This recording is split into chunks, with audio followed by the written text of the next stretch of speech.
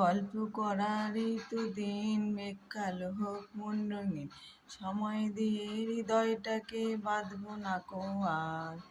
আকাশ এত মেঘলা, যেও না কো একলা, এখনই নামবে অন্ধকার।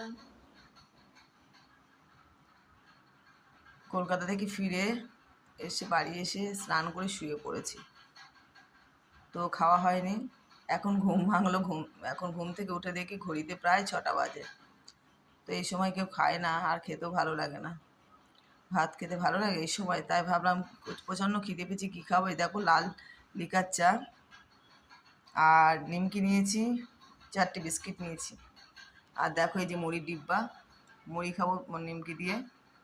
আর এর মধ্যে দেখতে পাচ্ছ এই কৌটোর মধ্যে রয়েছে বাতাসা, সেটা আমি চায়ের মধ্যে বাতাসা, লাল বাতাসা দিই, তো ওই জন্য আর কি তোমাদের দেখালাম। তো শুভ সন্ধ্যা, ভালো থেকো সবাই।